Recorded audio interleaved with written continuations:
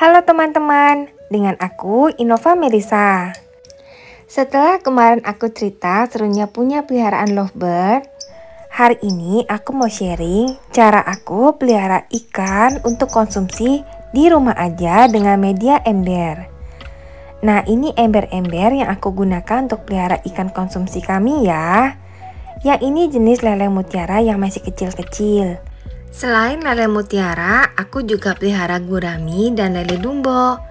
Tapi yang masih kecil-kecil lele mutiara ini nih teman-teman. Biasanya kesulitan pertama kita ketika pelihara ikan adalah ikannya cepat mati, terutama jika ikannya kecil-kecil gini. Penyebabnya biasanya adalah pakan yang terlalu banyak atau terlalu sedikit. Kalau terlalu sedikit, lele itu akan memangsa temannya. Sebaliknya, kalau terlalu banyak, airnya jadi nggak sehat untuk pertumbuhan ikan karena terlalu banyak makanan yang menumpuk dan membusuk di dalam ember. Solusinya adalah kita berikan pakan sedikit demi sedikit. Jadi kalau udah tinggal sedikit atau udah habis bahkan baru dikasih lagi. Kita juga lihat nafsu ikannya. Kalau ikannya kelihatan masih nafsu banget, boleh ditambah lagi. Tapi kalau udah kelihatan slow, jangan ditambah lagi ya teman-teman. Biarin aja. Nanti di waktu pakan berikutnya baru kita kasih lagi. Biasanya aku kasih makan 2-3 kali sehari. Pagi, sore, dan malam.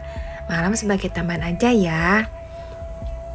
Untuk pakannya, karena ikannya masih kecil-kecil, aku pakai pelet. Nah, supaya lebih cepat besar dan sehat-sehat, nafsu makannya bagus, aku kasih tambahan ini. Ini adalah molase atau tetes tebu ya teman-teman. Karena ikan aku dikit aja, kecil-kecil sejempol itu cuma 50 ekor. Aku juga ada ikan lain kan, gurami dan lele dumbo tuh juga dikit aja. Jadi aku pakainya juga dikit banget nih teman-teman. Molase 1:1 sama EM4 perikanan. EM4 perikanan tuh yang tadi botolnya pink ya teman-teman. Terus aku kasih air, bandingan airnya kurang lebih 20 kalinya. Terus semuanya diratakan. Baru aku kasih pakan ikannya. Pakan ikannya aku ratain, tapi jangan dipenyek-penyek ya, supaya nanti tetap bisa mengapung dan lebih mudah dimakan oleh ikan yang sudah seukuran jari. Kecuali kalau ikannya kecil banget. Tapi aku ambilnya yang seukuran jari aja ya teman-teman. Setelah ditutup kurang lebih setengah jam, baru aku berikan ke ikan-ikan aku. Nah, ini aku piara di ember aja. Cuma di teras rumah, karena kebetulan ada space yang gak kepakai. Kalau lele aku pakai tutup seperti ini, supaya dia gak loncat-loncat. Aku kasih eceng gondok juga, supaya dia bantu serap racun yang ada di air.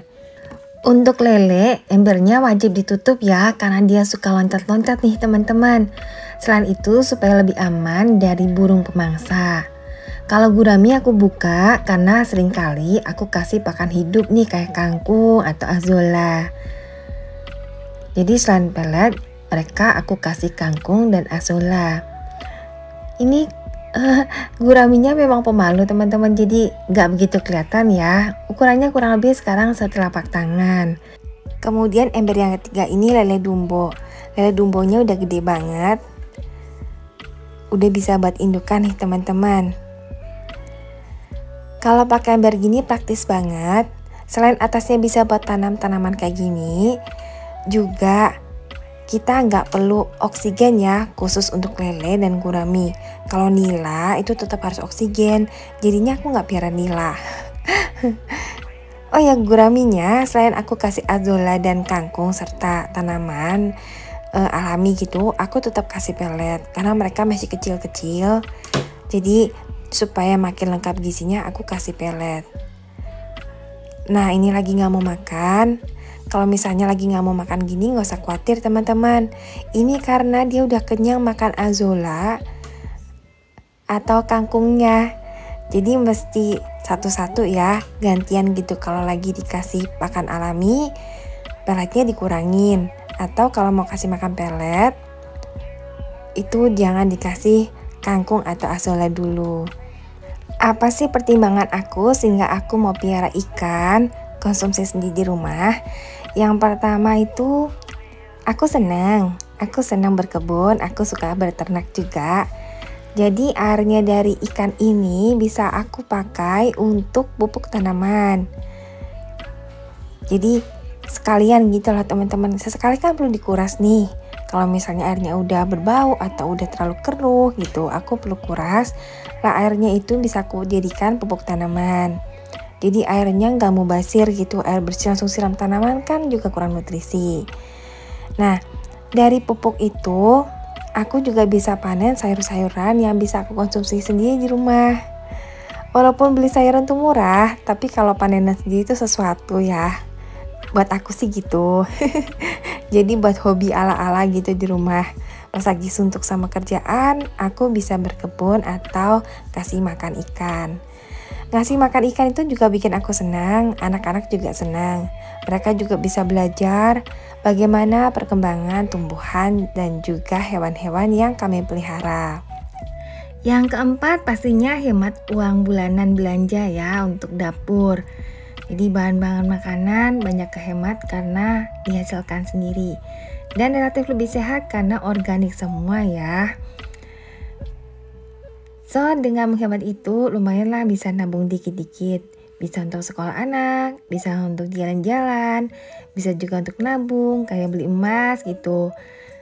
Dengan beli emas ini lumayan ya untuk persiapan masa depan.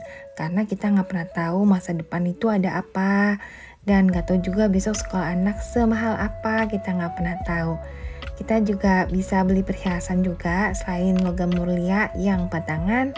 Bisa beli perhiasan untuk nyenengin anak atau buat para suami buat nyenengin istri-istrinya ya. Gitu. Jadi menurut aku sih selama masih positif, bermanfaat, gak merugikan orang lain, gak ada masalah untuk melakukan semua ini.